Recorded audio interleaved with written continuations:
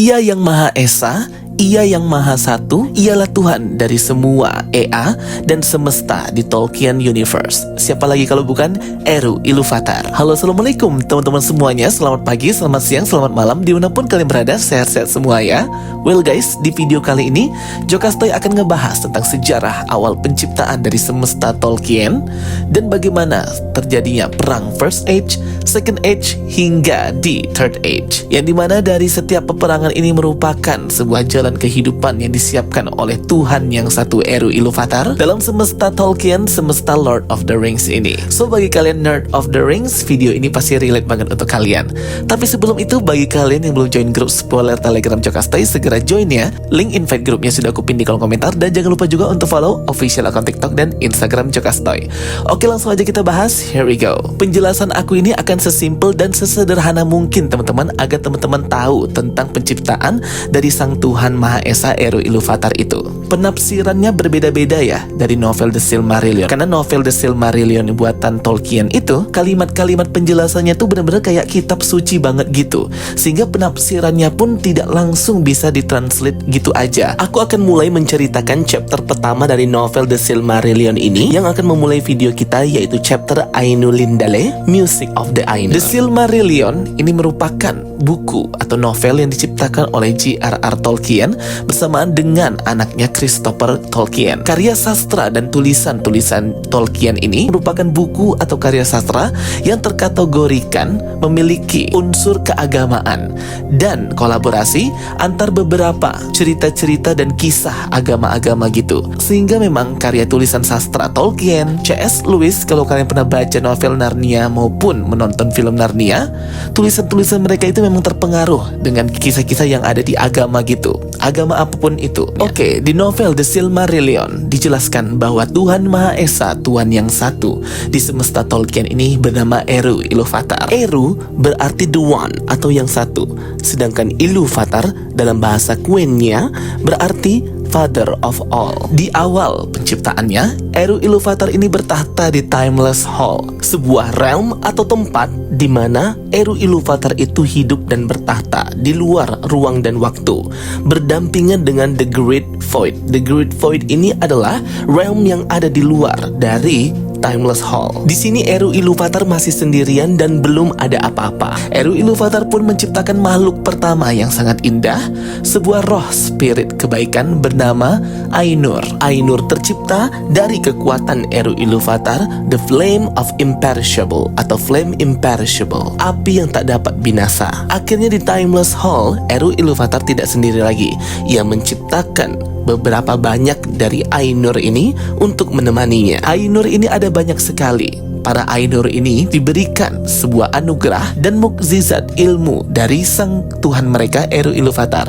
Setiap Ainur memiliki masing-masing satu ilmu dan anugerah sang Tuhan mereka. Ada yang mendapatkan ilmu tentang kebijaksanaan, ilmu tentang kasih sayang, ilmu tentang tumbuh-tumbuhan dan hewan, pokoknya banyak ya teman-teman ya.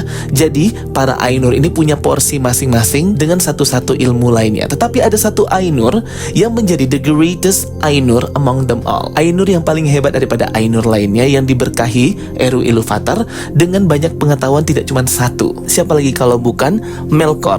Yap, Melkor ini adalah Ainur yang paling hebat daripada saudara-saudaranya Ainur yang lain, karena dia mendapatkan pengetahuan dan anugerah Eru lebih banyak daripada saudara-saudaranya. Tahu kan Melkor itu siapa? Yap, Melkor itu kalau di Middle Earth dikenal dengan nama Morgoth. Berbeda dengan Ainur lainnya yang hanya memiliki ilmu sedikit, Ainur Melkor ini memiliki banyak kemampuan dan ilmu yang sama seperti Eru Iluvatar, hampir sama ya, tapi tidak menggurui gitu. Membuat Ainur Melkor ini lebih penasaran, lebih banyak pertanyaan, dan lebih banyak kemauannya gitu daripada Ainur yang lain. Jadi bisa dikatakan Ainur ini adalah makhluk pertama yang tercipta di semestanya Tolkien ini.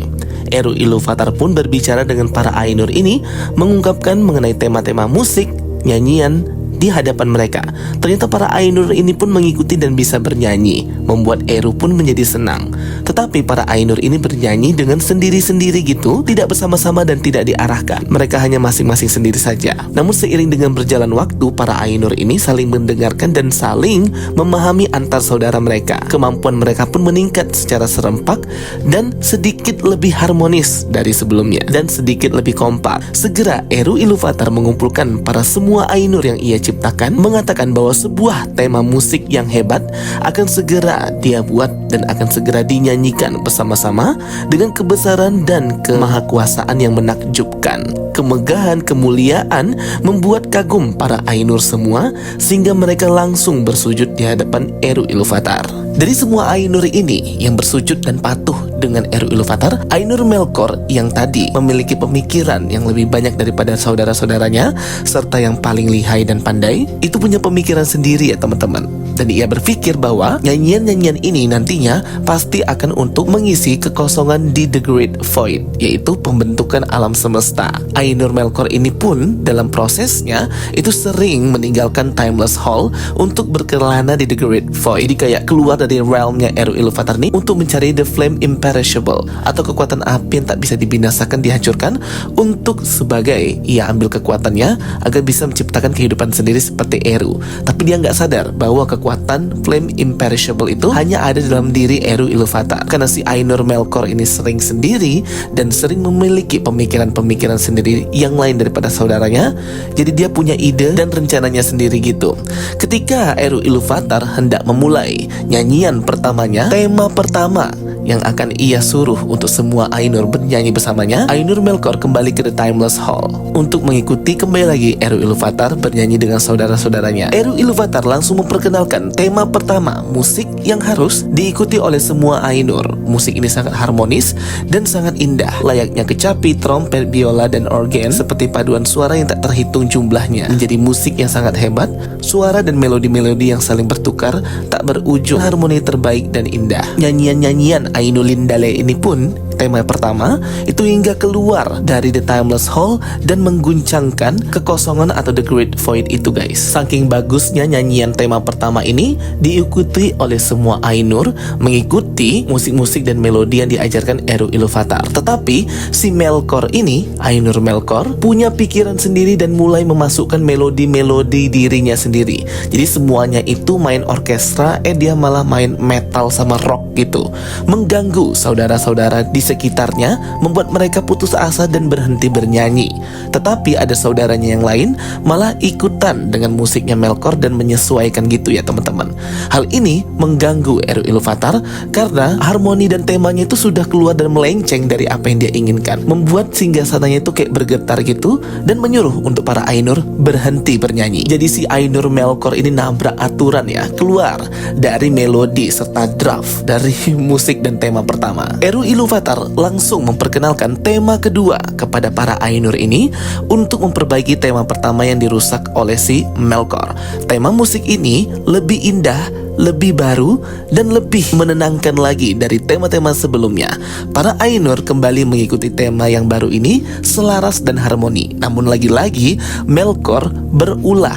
Ia memasukkan kembali nada, melodi, harmoni yang jauh berbeda dari apa yang diinginkan Eru Iluvatar, mempengaruhi saudara-saudaranya, membuat mereka jadi nggak mau nyanyi lagi, udah bad mood gitu ya. Guncangan pun terjadi kembali. Eru Iluvatar muncul lagi dengan wajah yang tampak tegas dan mengangkat tangannya memperkenalkan tema musik yang baru lagi, tema ketiga. Tema ketiga ini merupakan gabungan dari tema-tema sebelumnya. Jadi tema ketiga ini malah lebih beragam lagi, lebih simbolik lagi, dan lebih beragam macam suasananya, menjadikan tema ketiga ini adalah tema terbaik yang diciptakan Eru Iluvatar yang harus dinyanyikan para Ainur. Terasa lembut, manis, seperti riak suara dan melodi yang halus, indah, dan tak dapat digambarkan serta dipadamkan, membuat Eru Iluvatar mendengar dua musik yang jauh berbeda. Yang satu musik yang ia ciptakan tadi, yang indah dan juga menenangkan itu, dan yang satunya itu suaranya nyaring, besar, dan harmoninya sedikit serta diulang-ulang tanpa henti, yaitulah musik si Melkor. Seolah-olah ingin menenggelamkan musik indahnya si Eru Iluvatar tema ketiga. Di tengah pertikaian ini, Eru Iluvatar pun mengguncang tahtanya dan melemparkan satu nada terakhir yang paling hebat setajam mata Eru Iluvatar. Seketika membuat mereka semua Ainur terdiam. Seketika keheningan pun terjadi Diam, tak ada yang bergeming. Benar-benar tidak ada lagi suara dan musik yang dihasilkan oleh Ainur. Eru Iluvatar pun tegak dari tahtanya dengan wajahnya yang sangat mengerikan, mengangkat kedua tangannya, dan dalam satu nada lebih matanya tajam menusuk bagaikan cahaya kepada Ainur. Ia berkata bahwa yang perkasa dan yang paling hebat dari semua Ainur adalah Melkor. Tetapi akulah yang paling kuat dan pencipta di antara kalian, sang Iluvatar. Hal ini membuat Melkor pun menjadi malu dan menjadi kesal dengan dirinya sendiri karena ia kayak ditegur langsung oleh bosnya. Iluvatar mengingatkan bahwa gak ada tema musik yang boleh dimainkan selain tema yang ia tentukan. Gak ada yang boleh mengubah musik, harmoni dan temanya, apapun itu dalam pikirannya, karena hal-hal yang menakjubkan itu dirancang dari dalam diri si Eru Iluvatar. Kemudian para Ainur pun takut melihat kemarahan dari Eru Iluvatar. Melkor yang diliputi rasa malu, namun ia memendam amarah yang besar juga dalam dirinya. Namun Eru Iluvatar segera muncul ya, dengan kemegahan serta pengampunannya, mengajak para seluruh Ainur untuk mengikutinya keluar dari The Timeless Hall menuju ke The Great Void, dan menunjukkan kepada para Ainur bahwa inilah musik yang kalian nyanyikan selama 3 tema tadi, tema 1, tema 2, tema 3, inilah yang akan tercipta nanti di The Great Void, yaitu Ea atau Alam Semesta Universe. Eru Iluvatar memperlihatkan visualisasi dari musik-musik yang mereka nyanyikan tadi, yang mereka hanya bisa mendengar saja namun gak bisa melihat visualisasi itu. Jadi kayak penampakan planet bumi, Arda, Middle Earth dan yang lainnya, tumbuhan, tanaman, hewan dan yang lainnya. Membuat para Ainur ini takjub ya melihat hal-hal tersebut, karena itu adalah hal yang sangat-sangat baru bagi mereka. Para Ainur pun terkesima melihat bangsa-bangsa dan childrens of Eru Iluvatar, yaitu bangsa elf dan bangsa manusia. Kalau dwarf atau kurcaci itu diciptakan oleh Dewa Aule, salah satu Ainur juga, nanti aku ceritakan. Para Ainur pun terkesima melihat semua nyanyian-nyanyian yang mereka lantunkan itu ternyata adalah penciptaan. Terlihat di sana ada planet bumi atau Arda, alam yang indah, pepohonan, tumbuhan, kegembiraan dan sukacita yang berada dalam visi Eru Iluvatar ini benar-benar terasa nyata sekali. Bagaimana nantinya para Ainur ini bisa menjadi, kalau mereka mau, ikutan membantu dalam pembentukan dunia atau semesta ini. Termasuk juga Melkor yang ternyata memiliki hasrat untuk menguasai dunia, memperbudak orang-orang, dan ia menginginkan dirinya dipanggil menjadi seorang raja, sang pemimpin gitu. Eru Iluvatar segera menghentikan vision atau penglihatan tersebut kepada para Ainur.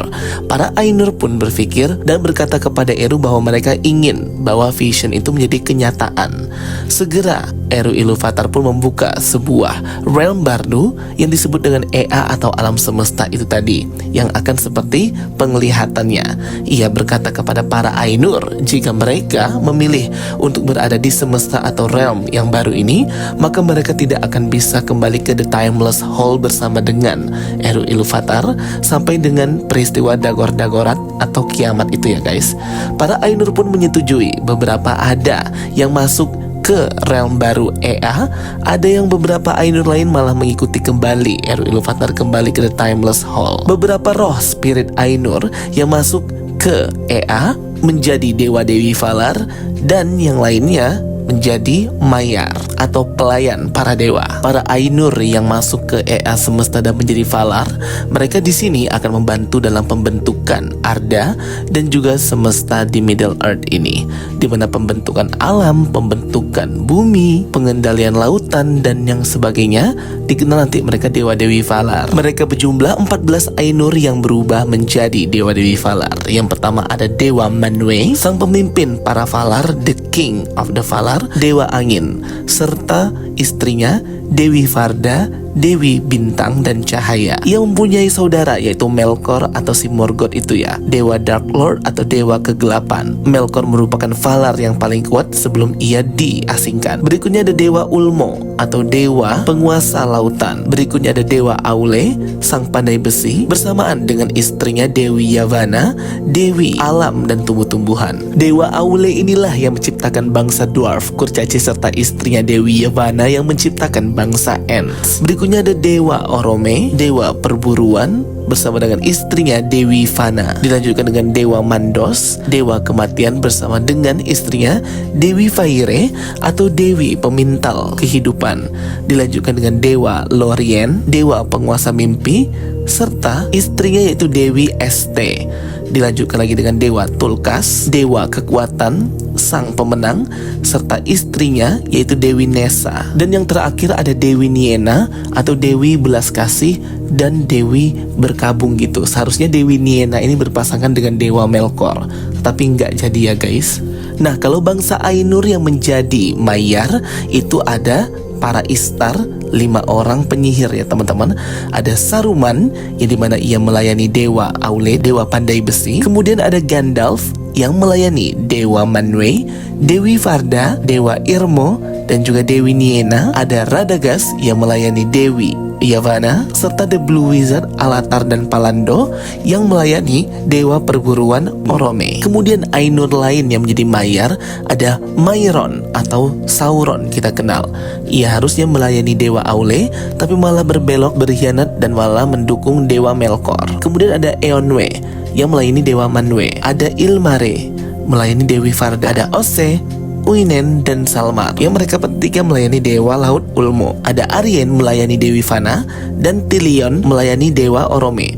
2 orang Maiar ini, Arien dan Tilion, adalah cikal bakal terciptanya matahari dan juga bulan di Middle Earth. Serta ada Gothmog atau Balrog juga yang merupakan bangsa Maya. Masing-masing dari Ainur, Valar, dan Maiar ini pun sampai di Ea atau Arda itu masih tidak seperti di penglihatan yang diperlihatkan oleh Eru Ilúvatar. Mereka harus bisa advance dan berkembang sendiri dengan cara menciptakan beragam macam elemen-elemen yang dibutuhkan dalam dunia yang baru. Karena kan masing-masing dari Valar tadi sudah diberikan anugerah dan juga kekuatan oleh Eru Ilúvatar, dan mereka sudah menjadi dewa-dewi juga. Namun seperti biasa Melkor masih membelot.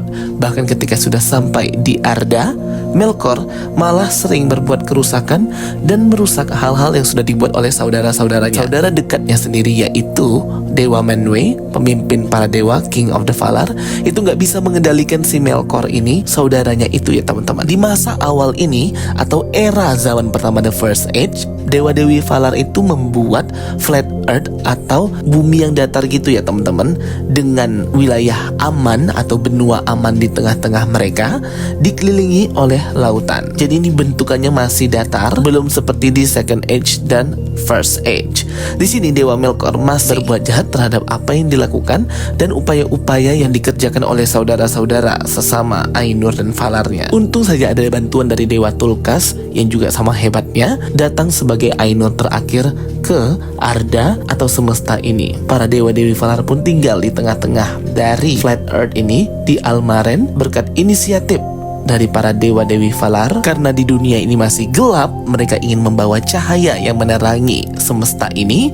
Dibangunlah The Two Lamps atau The Lamps of the Valar, di mana tower menara lamp Illuin Sky Blue itu berada di utara, The Lamp Ormal atau High Gold itu berada di selatan, dengan di tengah-tengahnya Pulau Almaren, tempat tinggal para dewa-dewi Valar. Dewa Ulmo sudah mengendalikan lautan, tanah, serta dewa lain yang mengendalikan tanah dan juga gunung. Sekarang saatnya untuk mendatangkan cahaya. Dewa Aule membuat tower tersebut dibantu oleh istrinya Yavanna. Lahirlah Two Lamps yang dinamai Illuin dan Ormal tadi. 2 tower tersebut diisi dengan cahaya kekuatan dari Dewi Varda dan juga kekuatan Dewa Manwë. Jadi mereka ini saling bekerja sama. Proses ini dinamai The Spring of Arda. Terus ya, setelah pembangunan Two Lamps ini, mereka membawa tumbuh-tumbuhan dengan Dewi Alam Yavanna dan juga menambahkan hewan-hewan, makhluk hidup, tumbuhan dari kekuatan para dewa-dewi Valar, Dewi Yavanna.